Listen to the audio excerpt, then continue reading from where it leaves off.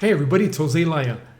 The numbers are in for the third quarter, and today we're looking at what is happening in the downtown Miami condo market. In our first graph, we're going to take a look at a snapshot of where the market stands for the third quarter. Let's take a look. And look at this. Active listings, 765. Total closed sales, 101. Months of supply, 23.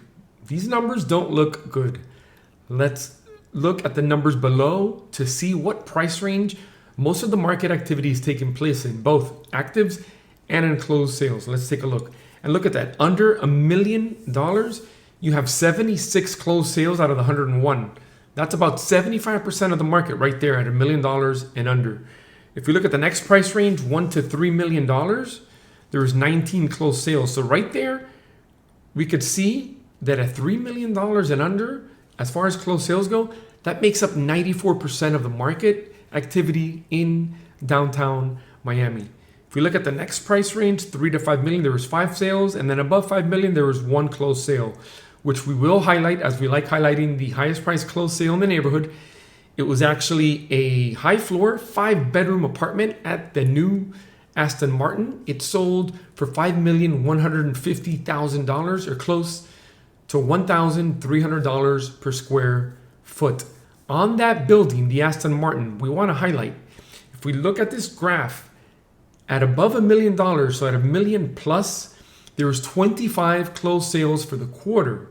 We dove a little bit deeper and found that out of those 25, 12 of them, or almost half of them, were resales at the Aston Martin Building.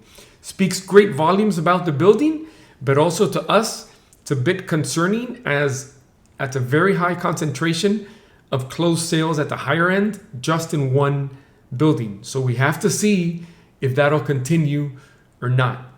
Now that we've seen a snapshot of the market, we want to take the third quarter numbers and be able to put them in context for you. And we're going to compare them to the previous 2 quarters for the year in our next graph. Let's take a look. Now we have the graph up to compare the third quarter to the previous 2 quarters. Let's take a look. And this, we have to say, out of all the neighborhoods we covered, this was the only one that acted this way. And look at this. First, second, third quarter. I mean, all key indicators are in a very close range, including pricing. Even though the median price sold has trended down a bit, look at the median price per square foot. It's about the same, actually. You know, this seems here like the market is stuck, which could be a good sign, but then there's also bad things about it. What we do need to see, though, you know, closed sales did pick up from 88 to a little bit over 100. The months of supply, look at that. It's sitting at almost 2 years of inventory. So obviously, from this data, active listings remain too high, while closed sales are just not keeping pace to bring down the months of supply. The good thing, though, that we could see from here is that pricing seems to be holding.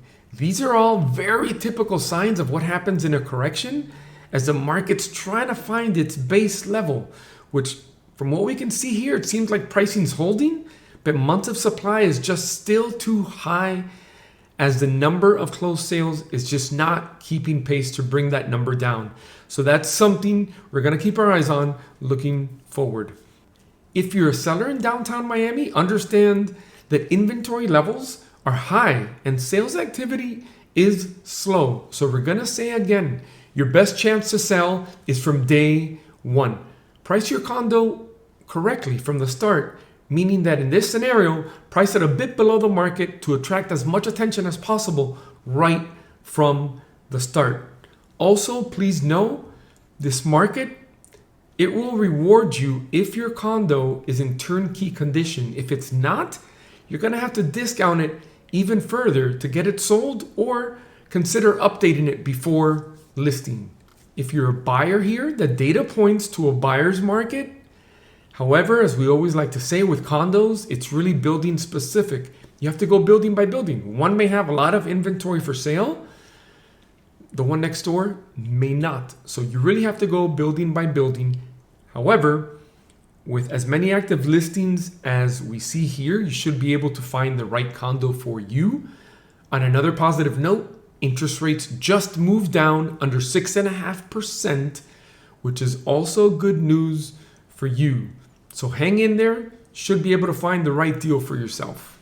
So in summary, the numbers for the third quarter in downtown Miami, they're not good, but they're not terrible. So inventory levels remain high. Yes, they do. The number of closed sales has not kept pace to be able to bring down the number of months of supply because it still sits at almost 2 years of inventory, which any way you slice that pie, that's still very high. The one positive we see, let's talk about it. Days on market is at 80 days. We like to look at days on market because that tells us, are things moving? And if they are they moving fast or are they moving slow? 80 days on the market at a median price sold at $570,000. That's pretty good given all the number of active listings. So days on market is good. It's relatively low at 80 days. And prices, as we saw, seem to be holding. So the numbers aren't great, but they're not terrible. On another note, we will say these are all typical signs of what happens in a correction. We'll say it again, as the market's just trying to find its new base level.